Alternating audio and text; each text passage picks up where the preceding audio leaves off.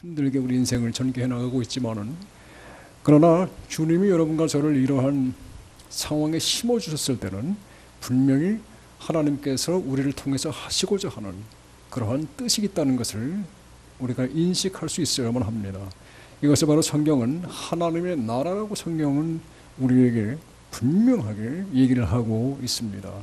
그래서 어떻게 하면 우리가 하나님의 나라를 우리의 삶 속에서, 교회뿐만이 아니라 우리의 삶 속에서, 직장에서, 교회를 벗어난 이런 모든 나의 삶의 영역에서 하나님의 나라를 어떻게 이루고 갈 것인가 한번 우리 상고하는 마음으로 오늘의 시간을 대했으면 합니다.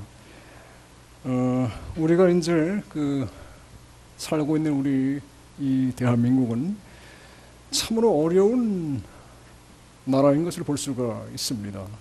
그런데 그 이유를 우리가 가만히 이렇게 상고해 보면서, 사실 이 영상은 사회학적인 면에서 우리나라를 바라보는 거기 때문에 물론 그런 통계나 이런 것들이 좀 객관적일 수도 있지만 어찌 보면 주관적일 수도 있다고 생각을 합니다. 더 중요한 것은 여러분과 제가 우리 삶 속에서 직접적으로 경험하는 것들이 어찌 보면 더 산 간증이 아닌가 생각을 하는데, 그러한 우리들의 삶 속에서 주님은 상황이 어찌하든 간에 우리가 참된 제자가 되길 열망하고 있다는 사실입니다. 여러분, 세상은 언제나 부패했었습니다.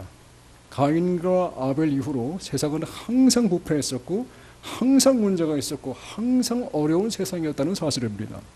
우리만 특별히 어려운 게 아니라, 여러분 성경을 읽어보시면 수많은 신앙의 위대한 인물들은 어찌 보면은 때로는 우리보다 더 힘든 상황 속에서 하나님의 일들을 이루어갔다고 하는 사실입니다. 그래서 주님의 참된 제자가 되기를 열망하는 여러분과 저를 위해서 오늘 함께 주제를 성경적인 제자권이라는 말씀을 가지고 함께 오늘은 강론을 나누어 보려고 합니다. 오늘 함께 은혜 받으실 말씀은 먼저 한번 우리 빌립보서 1장 6절을 보시고 시작하도록 하겠습니다. 빌립보서 1장 6절의 말씀, 한 절 말씀만 우리 다 같이, 짧은 말씀이기 때문에 합독하도록 하겠습니다. 빌립보서 1장 6절의 말씀, 한 절 말씀만 우리 다 같이 합독하도록 하겠습니다. 다 같이 읽겠습니다. 너희 안에서 착한 일을 시작하신 이가 그리스도 예수의 날까지 이루실 줄을 우리는 확신하노라. 우리 짧은 말씀이니까 한 번 더 합독하겠습니다. 시작. 너희 안에서 착한 일을 시작하신 이가 그리스도 예수의 날까지 이루실 줄을 우리는 확신하노라. 아멘. 저는 타문화권 선교 훈련을 전문적으로 연구하고 또 나누는 그런 삶을 살아가고 있습니다.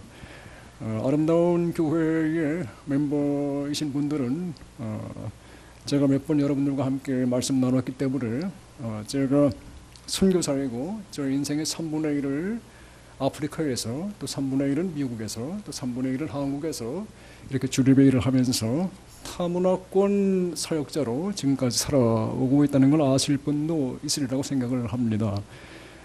선교의 그 핵심 내용을 사람들이 어렵게 생각할 필요가 없다고 저는 보는데, 선교는 항상 두 가지를 이해하시면 거기서부터 이제 단추가 풀리기 시작한다고 생각을 해요.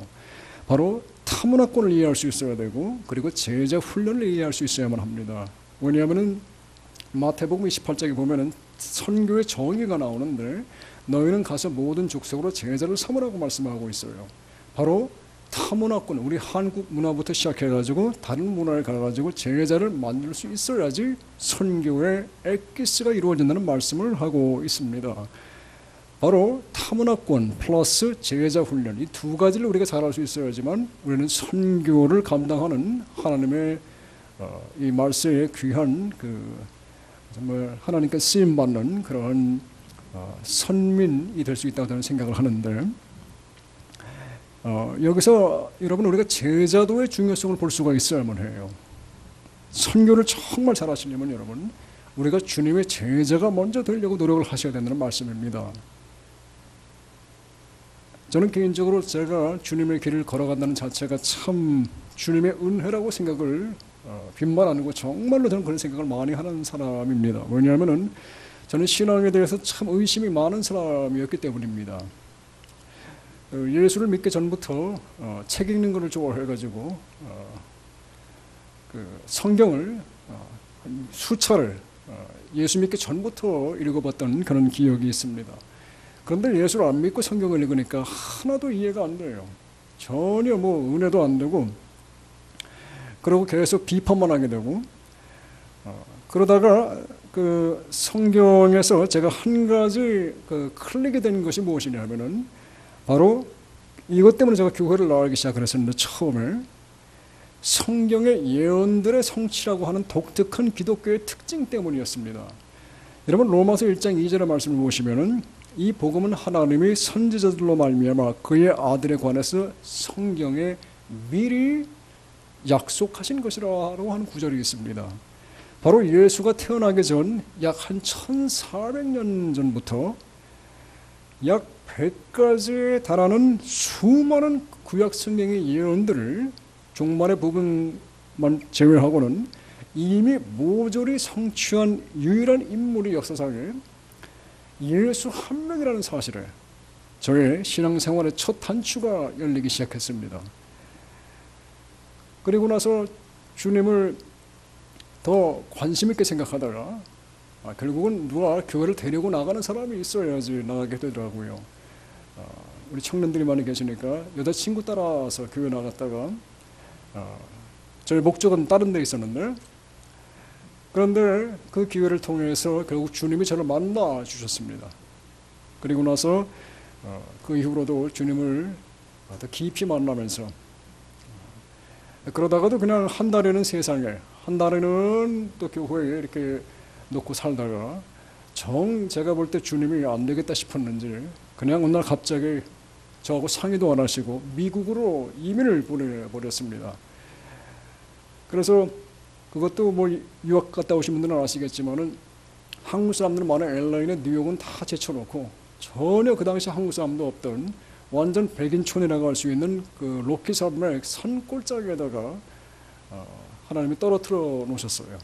그래서 거기서 고등학교 과정을 다시 3년을 한마디로 꿇어서 들어가게 되었는데, 뭐 전교에 영어 못하는 사람은 저하고 또 필리핀에서 온 친구 1명, 그리고 전 교회에서 노란 사람은 하얗지 않은 사람은 저밖에 없어요.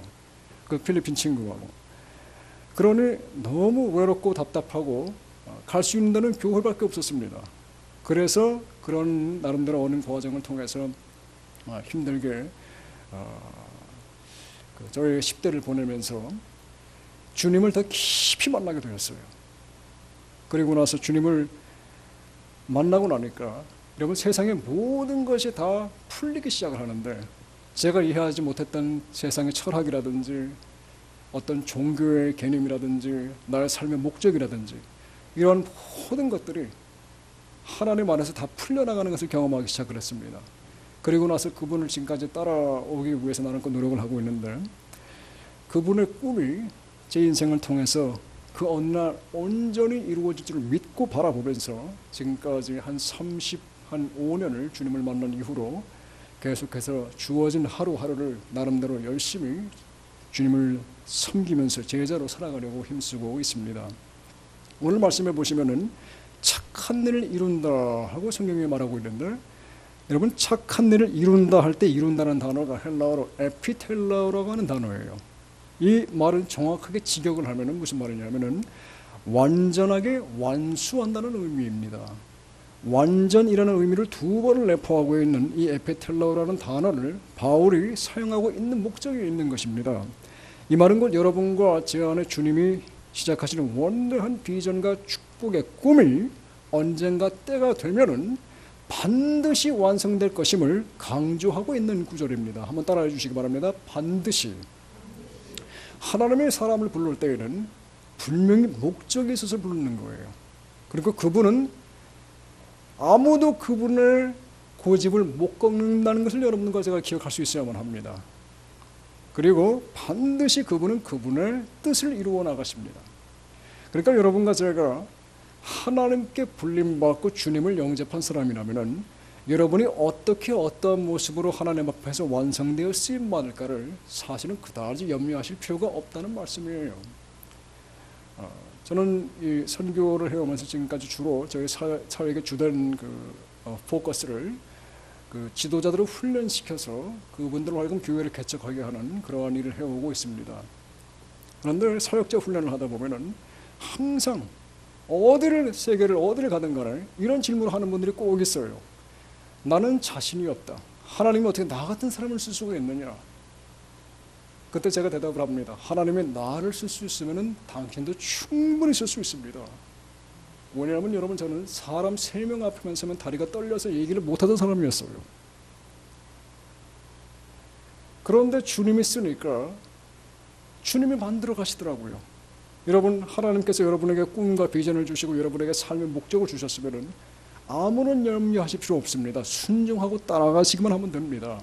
그러면 주님은 반드시 주님의 뜻을 주님의 방법으로, 주님의 때에, 무엇보다도 중요한 것은 여러분과 저를 주님의 사람으로 만들어 가심으로 말미암아 그분의 영광을 위해서 이루어 주신다는 사실입니다. 조바심을 가질 필요가 없어요. 사실은 성경에도 분명히 약속하고 있는 것이 반드시 에피텔레로, 하나님이 이루신다고 약속을 하고 있습니다. 그리고 이러한 약속의 성취가 저의 부족한 삶 속에서도 조금씩 이루어지는 것을 보면서 우리 삶 속에서도 성령님이 여러분과 저를 통해서 충분히 주님의 제자를 만들어갈 수 있다고 저는 확신하고 싶습니다. 그런데 오늘 본문에 보면은 이러한 착한 일은 반드시 우리 안에서, 너희 속에서 시작한다고 성경은 말씀하고 있습니다. 따라해 주시기 바랍니다. 너희 안에서. 여러분과 제 안에서 시작하는 거예요. 여러분, 우리가 지금까지 영상을 보면서 참 마음이 어찌 보면 아려오는 그런 우리나라의 현실을 보면서 또 무엇보다도 내가 그 안에 살아간다는 것이 참 답답한 그런 느낌을 드시는지도 모르겠습니다만은, 여러분, 우리 대한민국의 문제의 해결점은 밖에 있는 것이 아니라 바로 내 안에서부터 착한 일을 시작하시는 주님의 은혜를 받고 내 안에서부터 풀려나갈 수 있다는 것을 기억하라는 말씀입니다. 이렇듯 주님이 여러분과 저 안에 시작하는 성경적인 제자도는 첫째로 주님이 우리에게 십자가를 통해서 보여주신 하나님의 은혜를 철저하게 의지하는 삶을 살아갈 때에 우리 안에서 이루어지기 시작합니다. 십자가에서 여러분과 저를 위해서 대신 돌아가신 우리 예수님의 희생을 통해서 여러분과 저를 그저 있는 모습 그대로 부족하나마 온전하게 용납해 주신 그 하나님의 은혜를 아는 사람이 바로 그 은혜를 붙잡고 살아갈 때에 이것이 가능해진다는 말씀입니다. 로마서 1장 17절에 보시면은 복음에는 하나님의 의가 나타나서 믿음으로 믿음에 이르게 하나니 기록된 바 오직 믿음은 믿음으로 말미암아 살리라 하고 나와 있습니다. 여러분, 이 말씀이 참 중요한 구절인데 한번 따라해 주시기 바랍니다. 믿음으로 믿음에 이르게 한다. 좀 아리까리한 그런 구절인데, 여러분, 이 구절을 혹시 영어 성경이 가능하신 분들은 NIV 영어 성경을 보시면은 이렇게 직역이 되어 줄 수가 있습니다. 의인은 처음부터 끝까지 믿음으로 가능하다라는 말이에요. 곧 여러분과 제가 하나님의 의를 예수님 십자가의 공로를 의지하고 믿는 순간부터 우리는 하나님 앞에서 온전하게 의인으로 인정받을 수밖에 없다는 것을 성경은 명시하고 있다는 것입니다. 우리가 참 이렇게 우리 기분과 감정이 속을 때가 너무 많아요. 여러분, 내가 뭐 죄 짓고 내가 유혹에 빠지고 그랬으면은 하나님 앞에 나올 때 뭔가 깨름칙하고 하나님 나를 받아주실까, 무언가 하나님이 나를 좀 불편해하실 것 같은 그런 생각을 나도 모르게 자꾸 내 마음속에서 그려가면서 하나님은 분명히 나를 용서했다 그러는데도 무언가 내가 좀 선한 일을 해야지 하나님이 나를 더 사랑해 줄 것 같은 그런 성경에도 없는 착각을 믿음인 줄 알고 생각하는 사람들이 수없이 많습니다. 감정을 더 따라가기 때문이에요. 여러분, 근데 사람이 예수 믿을 때는 물론 감정이 필요합니다. 감정을 통해서 우리가 뜨거운 은혜를 경험하는 건 사실이에요. 그러나 감정보다 중요한 것은 무엇이냐면은, 여러분, 아까 말씀드렸다시피 믿음은 하나님의 약속에 근거한 것입니다. 주님이 여러분과 제가 아무리 더럽다 할지라도 너 깨끗해 하면 끝난 거예요. 그거를 믿는 것이 믿음이라고 하는 것입니다. 그런데 그것이 어떻게 가능하느냐 하면 바로 누군가가 내가 치러야 되는 모든 더러운 쓰레기 같은 인생의 죄값을 치러주셨기 때문에 그분을 의지하는 순간에 하나님은 여러분과 저를 한 번도 죄를 지어본 적이 없는 사람같이 대해 주시겠다고 하는 말씀인 것입니다. 그래서 여러분, 이러한 하나님의 은혜를 깨달을 때에만 우리는 죄악과 싸워 이길 수 있는 힘을 받게 됩니다. 그렇지 않으면 계속해서 유혹에 우리는 빠지고 또 좌절하고 또 쓰러질 수밖에 없어요. 우리의 노력이나 의지나 고집으로만은 여러분 절대로 죄를 이길 수 없게 만들어져 있습니다. 이것을 먼저 인정하고 들어가야지만 크리스찬은 건강하고 진솔하게 살아갈 수가 있습니다. 남들 앞에서 자기는 절대 문제도 없고 유혹도 없고 어려움도 없는 것처럼 행동하는 크리스찬들은 결국은 하나님 앞에서 위선자일 수밖에 없습니다. 왜냐하면 그는 진실하지 못한 크리스찬이기 때문입니다. 여러분, 그러기에 잘 들어보세요. 건강한 성도들의 삶에는 늘 문제가 주변에 널려 있습니다. 다시 한번 말씀드리겠습니다. 여러분, 건강한 성도의 삶에는 늘 문제가 주변에 널려 있어요. 내가 뭐가 문제가 있는 게 이게 지금 잘못된 거 아닌가? 여러분은 그렇게 생각하실 필요가 없다는 말씀입니다. 여러분과 제가 주님 앞에서 주님의 은혜를 의지하고 살아간다면 그러한 모든 문제 속에서, 현실 속에서 하나님은 나를 의인으로 보고 있다는 것을 알 수 있는 은혜를 주님이 우리에게 주시고 의지하게 만들어 주신다는 것입니다. 그 길만이 진실로 승리할 수 있는 신앙생활을 살아갈 수 있는 길이기 때문이에요. 여러분, 그렇기 때문에 건강한 성도는 남들이 자기에게 주는 그러한 조언과 또 중보 기도를 참 소중하게 생각을 합니다. 진실된 마음으로 상호간에 격려하고 또 존중해서 이렇게 도와주고 주변에 이렇게 가까이 남을 도울 수 있는, 또 나를 도울 수 있는 사람을 주변에 둘 줄 아는 지혜로운 사람이 되어가야 한다고 성경은 말하는 거예요. 그래서 교회가 필요하고 함께하는 신앙 공동체가 필요한 겁니다. 예수 믿고도 교회 나오면은 골치 아프다고 혼자서 성경 보고 혼자서 예배드리고 혼자서 기도하고 혼자서 묵상하고 혼자서 교제하고, 혼자 교제가 되는지 모르겠습니다. 하여튼 소위 그런 뭐 이제 가난한 성도들도 우리 주변에 계시는 것을 가끔 보게 되어집니다. 그분들 나름대로 이유와 상처가 물론 있겠습니다만 이러한 모습들이 그다지 건강한 신앙생활의 습관이라고는 할 수가 없을 것입니다. 왜냐하면 사람은 혼자서만 신앙생활을 하다 보면은 아무래도 타락할 수 있는 가능성을 높일 수밖에 없기 때문이에요. 여러분, 사람은 저를 비롯해서 그 누구나, 여러분을 비롯해서 모두가 누구나 타락할 수 있다는 것을 진솔하게 깨달아 알고 우리 모두는 진실하게 주님의 은혜를 늘 붙잡고 살아가야만 합니다. 성적으로 타락하시는 분들을 보면은 사실 그 전부터 그분들의 부부 생활에 이미 금이 가 있는 분들이 많아요. 금전적으로 타락하시는 분들을 보면은 사실 물질의 유혹으로부터 자기를 보호할 수 있는 어떤 인위적인 시스템을 미리 지혜롭게 만들어 놓지 않은 분들이 많은 것을 보게 되어집니다. 명예를 추구하는 사람들을 보면은, 그런데 혈안이 되어 있는 사람들을 보면은 사실 여러분 그런 분들은 자신을 향한 주님 안에서의 자존감이 낮은 사람들이 굉장히 많아요. 여러분과 제가 끝까지 타락하지 않고 주님께 귀히 쓰는 그릇이 되어 모든 선한 일에 합당하게 주님께 쓰임받는 일꾼이 되려면은 나 스스로를 보호할 수 있는 안전장치가 필히 요구되어집니다. 나는 결코 타락하지 않을 거라고 장담할 수 있는 자체가 어찌 보면 성경은 교만이라고 말하고 있는 것입니다. 여러분과 저는 깨달아야만 합니다.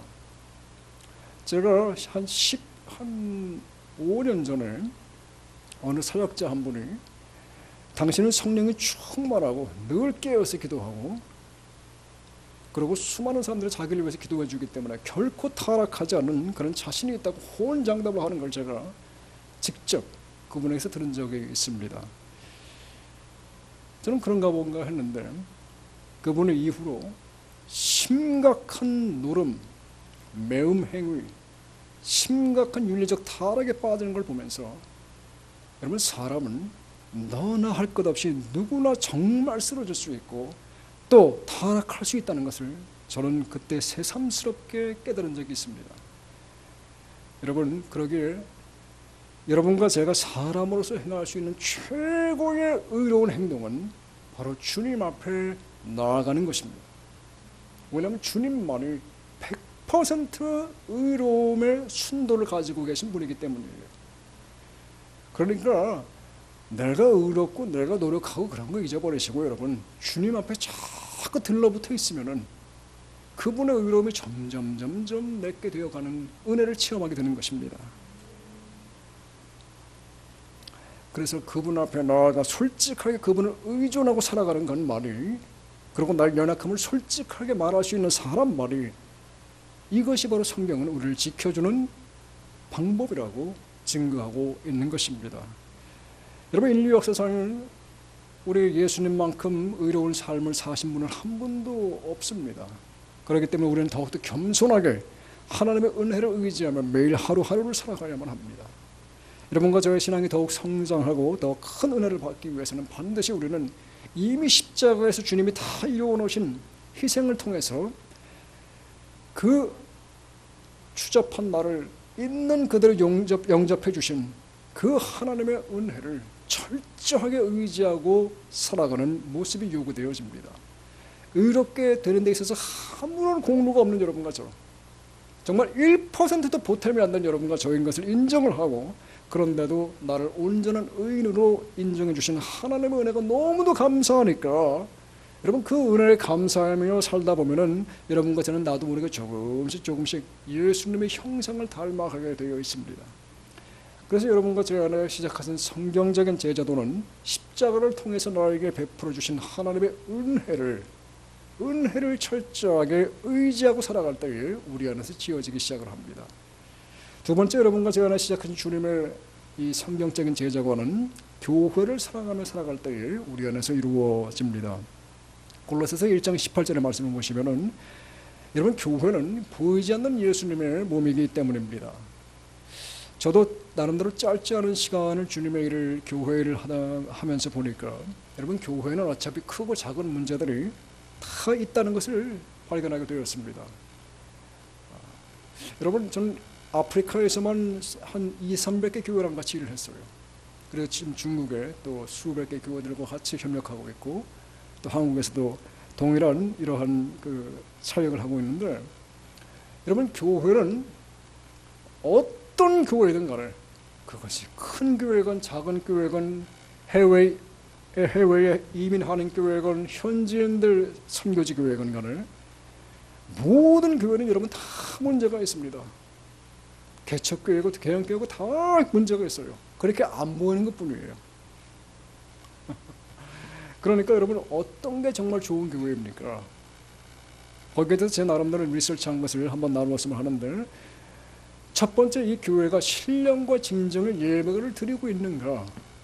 그렇다면 여러분, 그 교회는 정말 하나님이 사랑하는 교회라고 저는 생각을 해요. 두 번째, 교회 지도자들이 진솔한 인격과 성경적인 영성을 겸비하고 있는가? 좀 부족하더라도 여러분, 이 두 번째 상황이 있으면 교회는 어지간하면 문제를 다 극복하고 넘어갈 수가 있습니다. 세 번째, 성도님들 간에 사랑의 교제가 있느냐 하는 거예요. 어떤 교회는 그냥 뭐 말씀도 뜨겁고 또 기도도 열심히 하고 또 예배도 참 살아있는데 성도님들 사이에 너무 냉랭한 교회가 있어요.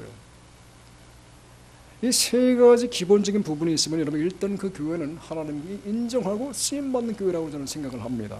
한번 따라해 주시면 감사하겠습니다. 신령과 진정의 예배, 지도자들의 인격과 영성, 성도 간의 사랑의 교제, 이 세 가지가 있으면은 일단 그 교회는 건강한 아름다운 주님이 기뻐하는 교회라고 저는 생각을 합니다. 좋은 시설, 좋은 프로그램, 좋은 음향시설들은 모두가 있으면 참 좋은데 좋은 교회의 절대적인 구성 요소는 아니라고 하는 것입니다. 여러분, 그래서 교회의 근간이 되는 세 가지, 바로 이것이 있는가 없는가를 우리가 보면서 여러분의 섬기시는 교회에서 항상 내가 그러한 부분을 메꿔줄 수 있도록 노력하는 여러분과 제가 될 수 있기를 주의 이름으로 축복합니다. 이 세 가지 요소를 겸비하는 한 주님의 교회는 주님의 때에 주님의 방법으로 또 주님의 사람들이 성장해서 나오면서 결국 양적으로 또 질적으로 성장하게 되는 것은 저는 수없이 여러 곳에서 보아왔기 때문입니다. 그리고 여러분, 성도님들께서는 가급적 이 크리스천이 됐다고 하면은 일단 단순한 교회 출석을 좀 넘어서 가지고 우리가 교회의 뿌리를 내리고 본인이 할 수 있는 사역을 좀 하셔야지만 그래야지 신앙이 계속해서 성장할 수 있음을 기억을 할 필요가 있습니다. 여러분과 제가 주님 안에서 시작하는 성경적인 제자관은 교회를 사랑하며 살아갈 때에 이루어지게 되어 있습니다. 세 번째, 여러분과 제가 주님 안에서 시작하는 성경적 제자관은 좀 부담스러운 말씀인지 모르겠습니다만 우리 영상과도 이어지는 부분인데 우리가 법을 지키며 살아갈 때에 여러분 우리는 주님의 진정한 제자가 될 수가 있다는 사실입니다. 성경이 말하는 법에는 세 가지 종류가 있습니다. 세상법이 있고 자연법이 있고 진리라는 법이 있습니다. 세상법 위에 자연법이 있어요. 사람이 만들어 놓은 어떤 헌법이나 이런 헌장들 위에 자연법, 이 세상의 모든 원칙들이 돌아가는 자연적으로 이루어지는 법들이 있다는 말씀이지요. 그리고 그 자연법 위에 때로는 자연을 초월해서 하나님의 능력으로 나타나는 진리라고 하는 법이 있다는 것입니다. 그래서 여러분, 이 세 가지가 다 우리가 지켜야 하는 법들인데 성경은 그렇다고 해가지고 우리 진리를 따라간다고 해서 다른 세상법이나 자연법을 무시하라는 게 아닙니다. 여러분, 매일마다 철회 기도를 한 달만 해보십시오. 순교할 것입니다. 그것은 하나님의 뜻이 아니에요. 자연법을 어기면 안 됩니다. 여러분, 세상법도 우리가 지켜야 돼요. 마태복음 22장 21절을 보시면은 가이사의 것은 가이사에게, 하나님의 것은 하나님께 드리라고 예수님 본인께서 우리에게 명령을 하고 계십니다. 진정한 하늘의 축복은 이 땅의 법을 지키는 주님의 제자들에게 주어지기 때문입니다. 그리할 때에만 여러분과 제가 진정한 세상의 빛과 소금이 될 수가 있기 때문입니다. 나아가 여러분, 하나님의 일은 여러분과 저의 최선을 다하는 채널을 통해서 결국은 하나님이 하시기 때문에 하나님의 방법, 곧 가이사의 법을 지킴을 통해서 이루어지게 되어 있다는 말씀입니다. 여러분, 정말 주님의 일을 하시고자 하시면 기억을 하십시오. 주님은 나의 열심을 쓰시는데 그 열심 때문에 하나님이 이루어지는 게 아니에요. 열심은 도구일 뿐입니다. 하나님의 일은 어떻게 이루어지느냐? 성령님이 하시는 거예요. 그러니까 성령님께 우리가 열심히 쓰임만 받으면 하나님의 역사는 반드시 일어나게 되어 있다고 저는 생각을 합니다. 그렇기 때문에 하나님 방법으로 일을 하셔야 돼요. 근데 하나님의 방법은 바로 세상법을 지키라고 예수님 명령하셨다는 것을 순종하는 것입니다. 내가 잠깐 조금 더 빨리 하겠다고 하는 모든 인생의 새치기들이 결국은 이후에 보면 여러분 다 올무로 남아 있게 되어 있습니다. 우리 청년분들은 꼭 기억하세요. 지금은 그렇게 안 보일지 모르지만은 여러분, 세상법, 자연법, 진리 다 어기고 빨리 해봤자 나중에 보면 다 여러분 손해로 돌아옵니다. 결국은 덕이 되질 않습니다. 특별히 하나님의 일에 대해서는 더욱더 그리합니다. 이 방면에 있어서 여러분, 때로는 크리스천으로서 살아가기가 너무도 힘든, 크리스천으로 살아가기가 너무도 힘든 한국 생활의 실정인 것을 저도 잘 익히 알고 있습니다. 그러나 여러분, 남들이 다 한다고 나도 그리해야 할 이유는 없는 것입니다. 여러분과 제가 만왕의 왕, 만주의 주이신 예수님의 제자라고 한다면은 이런 것부터 우리가 좀 달라져 보려고 해야 되는 거 아니겠습니까? 크리스천이 먼저 운전하면서 교통법규를 지킬 수 있어야 합니다. 여러분 주일날 교회에 오실 때 교회 조금 늦어도 주일날 차들 없다고 법규 무시하고 다니시지 마시고 교통법규를 가급적 여러분 지키시기 바랍니다. 교회에서 지금 이런 얘기까지 해야 되는 저도 참. 근데 여러분 사람들이 다 보고 있어요. 여러분 쓰레기 갖다 버리실 때에 크리스천들은 분리수거 잘 해서 갖다 버리십시오. 사람들이 봅니다. 건축할 때 교회 건물은 필히 법규를 준행하며 지어야만 합니다. 하나님의 교회가 법을 어기면서 한 평, 두 평 늘려서 사람들 더 모아보겠다고 얼마나 하나님 영광의 망신을 지금 시키고 있는지 여러분과 저는 익히 알고 있습니다.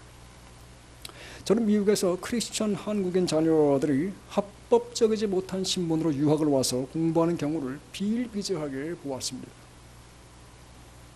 장로님, 목사님 자녀들이 학위를 돈으로 구입하고 논문을 대필로 쓰는 식의 심각한 학위윤리의 변질마저 이제는 우리 사회의 이슈로까지 대두되어지는 것을 우리는 보고 있습니다. 여러분과 제가 아는 주님이 시작하신 이 성경적인 제자관은 여러분 반드시 매사에 하나님의 방법으로 일하고 하나님의 방법으로 섬길 때에 비로소 우리 안에서 지어지기 시작합니다. 왜냐하면 그리할 때에만 여러분과 제 안에서 주님이 시작하신 이 성령님의 능력이 우리의 봉사와 선교라는 섬김을 통해서 이 땅에서 진정으로 열매를 맺어갈 수가 있기 때문입니다. 네 번째로 여러분과 제가 아는 주님이 시작하신 성경적인 제자관은 우리가 주님을 향한 열정을 간직할 때에 우리 안에서 지어지기 시작합니다.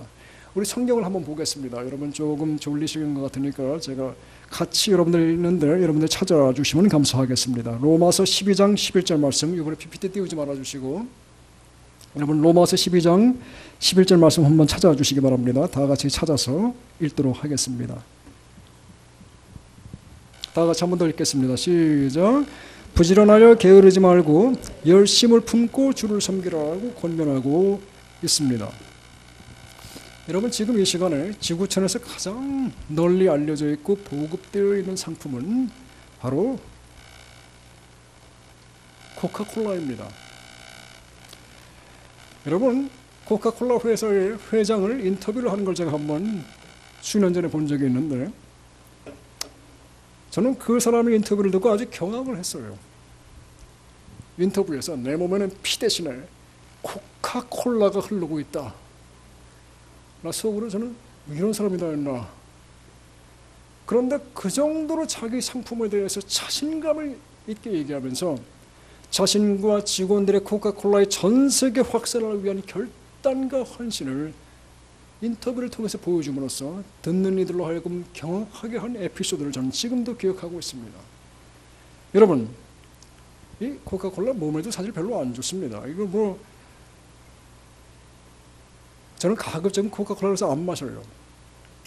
그리고 또 하나 이유, 이거 보면은 제가 가끔 좀 열불 날 때가 있어요. 왜냐하면 지금 이 세상에서 예수님보다 코카콜라가 훨씬 더 유명하기 때문입니다.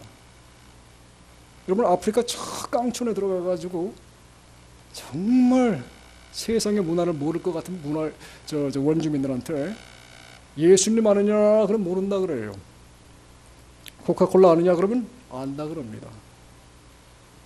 이쯤 되면 여러분 우리가 정말 주님을 따르는 주님의 제자들이 여러분과 저라면은 감히 예수님보다 코카콜라가 더 유명하다는 사실에 좀 마음이 졸여와야 되는 건 아닙니까? 영원한 삶을 바라보고 또 하나님 나라를 위해서 투자하면서 산다는 여러분과 저 같은 주님의 제자들이 우리들의 열정과 헌신이 그저 세상에서 돈 버는 야심과 명예로 가득 차는 코카콜라보다 못했어야 되겠느냐 하는 것입니다. 코카콜라 드실 분은 드세요. 그냥 저 때문에 또 맛있지 않는 것을 제가 얘기하는 게 아니고 우리 신앙인들의 여러분 주님을 사랑하고 섬기며 하나님의 뜻을 받드는 일에 진정으로 적어도 코카콜라보다는 더 헌신하고 살아가고 있지 않느냐를 생각해 볼 수 있어야 한다고 말씀을 드리는 겁니다. 어떤 목사님이 이렇게 말씀하셨습니다. 행복이라는 것은 인생의 목표가 아니라 단지 하나님의 뜻 안에서 살아갈 때에 주어지는 부산물에 불과하다. 저는 그 말씀을 분명하게 믿습니다. 여러분, 행복을 추구할 것이 아니라 행복이 여러분과 저를 따라오게 만들어야 돼요. 그런데 그 방법은 하나님의 뜻을 추구하다 보면은 자동적으로 행복이 우리에게 임하게 된다는 것이 바로 성경적인 제자도라고 하는 말씀입니다. 그러므로 여러분과 제가 인생을 정말 행복하게 살려면은 나의 생활에서 우리는 프로가 될 필요가 있습니다. 여러분, 예수 믿는 학생은 다른 것보다 공부를 잘해야만 합니다. 부담스럽지요, 학생분들?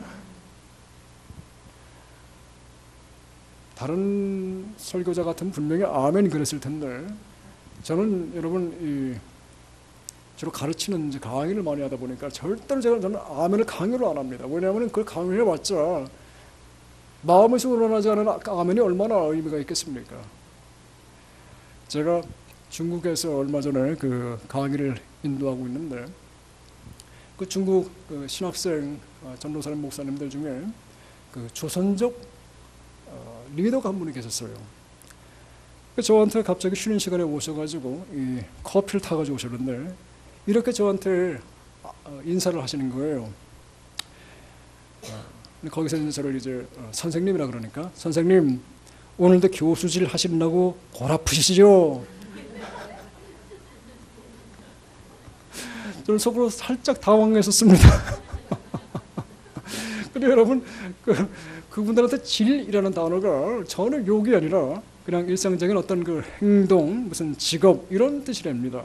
그리고 골은 그냥 일상적인 단어로 이 머리라는 뜻으로 그분들에게 쓴다고 얘기를 해요. 여러분, 예수 믿는 교수는 뭘 잘해야 될까요? 강의를 잘해야지요. 예수 믿는 주부는 뭘 잘해야겠습니까? 살림을 잘해야 됩니다. 음식을 정 부담스러워서 못하시는 우리 자매님들, 젊은 청년들 계시면은 결혼하실 분들은 요리 학교도 좀 다녀보세요. 아니면 요즘 그 백주부고 많지 않습니까? 좀 다 들어가서 좀 리서치도 해보고. 예수 믿는 주부는 여러분 살림을 잘 해야 됩니다. 예수 믿는 아버지는 가정을 잘 인도해야만 합니다. 이거 당연한 상식인데 여러분, 이게 지금 상식이 존경받는 시대가 되었어요. 지금은 예수 믿는 탤런트는 연기를 잘 해야 됩니다. 아무리 탤런트가 인물만 좋아서 뭐 하겠어요? 연기를 잘해야죠. 여러분, 예수 믿는 가수는 뭘 잘해야겠습니까? 그러면 노래를 잘해야죠. 춤만 잘 추면 뭐 하겠습니까? 예수 믿는 사업가는 자신이 판매하는 제품에 관한 전문가가 되어야만 합니다. 여러분, 많이 부담스러웠을 줄 알아요. 그러나 이것이 실제적으로 하나님의 나라를 지어가는, 그리고 우리 대한민국을 변화시키는 밑거름이 되는 주님의 말씀이라는 것을 기억할 수 있기를 축복합니다. 예수 믿는 기술자는 자신의 분야에서 빼어난 기술을 연마할 수 있어야만 합니다. 하나님이 여러분과 저에게 맡겨주신 생업에 있어서 그것이 무슨 분야이든 간에 여러분과 저는, 예수 믿는 우리는 그 분야의 프로가 될 필요가 있습니다. 프로는 기초 더하기 창조성 더하기 그리고 기술이 있어야만 돼요. 다시 한번, 프로는 기초, 파운데이션이 있어야만 합니다. 그 공부를 하셔야 돼요. 배워야 됩니다. 여러분, 모르는 건 죄가 아니에요. 안 배우는 게 문제지. 배울 수 있는데 안 배우는 게 문제지. 두 번째, 프로는 그 위에다가 여러분 기술을 더 해야 돼요. 스킬을 더 해야 돼요. 남들보다 더 열심히 예수 믿는 사람들은 잠을 줄여서라도 나의 하는 일에 있어서 최고가 될 수 있도록 노력을 해야 됩니다. 나 잘 살고 잘 살기 위해서가 아니라 하나님의 명예가 달려있기 때문에 그렇게 살아야만 합니다. 그리고 프로는 나아가 창조성이 요구되어집니다. 크리에이티비티. 무언가 남들이 안 하는 거 하나를 더 해야 돼요. 그래서 더 잘 프레젠트를 할 수 있어야만 합니다. 그게 여러분 프로예요. 여러분, 예수 믿는 사람들이 공부도 못하고 돈도 못 벌고 그냥 힘들게 살아가면서 물론 하나님께 쓰임 받을 수 있어요. 그러나 프로가 된다면은, 적어도 우리의 최선을 다하는 모습이 있다면은, 하나님은 그런 사람들을 통해서 더욱더 귀하게 주님의 나라를 이루어 갈 수 있다고 저는 생각을 하기 때문입니다. 제가 아프리카에서 말씀드린 것처럼 한 16년을 살았습니다. 케냐나 아프리카는 전반적으로 길이 하도 안 좋다 보니까 차를 타고 이제 운전하고 다니면은 뭐 지방 한번 다녀오면 차 샥이 다 아주 엉망이 되어 버립니다. 그 차를 갖다 맡기고 이제 정비를 해야 되는데, 케냐에 그 크리스천이 운영한다고 하는 어떤 그 정비소가 있어가지고 한번 차를 갖다 맡겼습니다. 뭐 크리스천이 한다니까 아무런 의심 없이 갖다 맡겼는데, 차를 맡기고 1시간, 2시간 있다 가보면은 차에서 좋은 부품을 다 빼내고 나쁜 부품으로 바꾸어 놓는 것을 제가 보았습니다. 그리고는 다시는 제가 그 정비소를 찾아가지는 않았습니다. 그 좋은 정비소를 계속 몇 년을 찾다가, 참 마음 아픈 얘기인데, 어느 회교도가 하는, 어떤 무슬림이 하는 정비소가 있어서 하도 평판이 잦아가지고 찾아갔는데, 차를 1시간, 2시간 아니라 일주일을 맡겨놔도 정비를 깨끗하게, 너무도 완벽하게 고쳐놓은 것을 제가 보았습니다. 마음이 정말 안 좋더라고요. 여러분, 예수 믿는 사람이 믿음이 좋다는 게 무슨 말일까요? 여러분과 저를 비기독교인들이 볼 때에 저 사람을 통해서 하나님의 살아계신 것을 볼 수 있어야 하는 것이 믿음이 좋다는 건 아니겠습니까? 그렇다면 예수 믿는 학생은 여러분 공부를 잘해야 되는 것이고, 적어도 열심히 해야 되는 것이고, 예수 믿는 사업가들은 사업을 적어도 열심히 해야 되는 것이고, 예수 믿는 아버지는 가정을 잘 인도하는 것이 지극히 당연한 제자도의 상식이 되는 것입니다. 그리할 때에 우리의 주변은 더 나은 세상이 되고 하나님의 영광이 제대로 여러분과 저의 삶을 통해서 드러나게 된다는 말씀입니다. 여러분과 저 안에 주님이 시작하신 성경적인 제자관은 우리가 주님을 향한 열정을 범사를 통해서 잊지 않고 간직할 때에, 또한 우리의 생업을 통해서 프로가 됨으로써 최선을 다해서 하나님께 드리는 삶을 살아갈 때에 우리 안에서 비로소 이루어지기 시작합니다. 하나님이 여러분과 저와 시작한 성경적인 제자관은 이제 말씀을 정리하고 기도하는 시간을 가질 텐데, 첫째로 하나님의 은혜를 의지하며 살아갈 수 있어야만 합니다. 두 번째, 주님의 교회를, 여러분이 섬기는 교회를 사랑하실 수 있기를 축복합니다. 목사님을 위해서가 아니라, 교회 성도들을 위해서가 아니라 여러분 자신을 위해서 사랑하세요. 왜냐하면 주님은 이 땅에 주님의 보이지 않는 몸으로 교회를 남겨주셨기 때문에, 내가 정말 보이지 않는 주님을 사랑한다고 하면 보이는 교회를 사랑할 수 있도록 최선을 다해서 노력을 해야 할 의무가 여러분과 저에게 있다는 것입니다. 여러분, 사람들 보지 마세요. 교회는 사람들은 다 거기에요. 다 죄인들인데 주님의 의의 옷을 입혀주신 사람들이에요. 그러니 본질은 악한 죄인들이란 말이에요. 여러분과 저보다 다 죄인들입니다. 그러니까 사람들 의지할 필요 없어요. 사람들 보고 교회 나가면 절대로 여러분 신앙생활 제대로 못합니다. 그분들에게 의의 옷을 입혀주신 십자가에서 그분들을 위해 돌아가신 예수님 보고 교회를 나갈 수 있기를 축복합니다. 그래서 교회를 사랑할 때에 주님 안에서의 제자도는 우리 안에서 완성이 되어 갑니다. 또한 법을 지키며 살아갈 때에 주님의 제자도가 우리 속에서 이루어지기 시작합니다. 끝으로 주님을 향한 열정을 끝까지 간직하며 나아갈 때에 적어도 코카콜라보다는 우리가 주님을 더 사랑하는 모습이 나타날 때에 우리 안에서 성경적인 제자도가 지어진다는 말씀입니다. 지금 우리나라는 아까 영상에서 보신 것처럼 도약하는 선교 한국으로 중요한 시점에 와 있습니다. 이 소중한 하나님의 나라의 과업을 이루기 위해서는 여러분과 저 한 명 한 명부터 진실한 주님의 제자가 되어 나아갈 때에 우리 주변에서부터 그 불씨가 타오르기 시작할 것입니다. 성경적인 제자관은 내 안에서부터 시작해서 내 주변의 다른 사람들에게로 전염되어 갈 수 있기 때문입니다. 마태복음 13장과 마가복음 4장에 보시면 주님의 말씀에 순종하는 사람들의 제자도가 선한 영향력이 30배, 60배, 100배로 우리 주변 사람들에게 확산되어 갈 수 있다고 성경은 약속하고 있습니다. 이 새해의 벽두에 하늘을 시작하면서 우리 주님의 제자관이 여러분과 저의 심중에서부터 더욱 든든히 지어갈 수 있기를 이 시간 주의 이름으로 간절히 축복합니다. 기도하겠습니다. 예수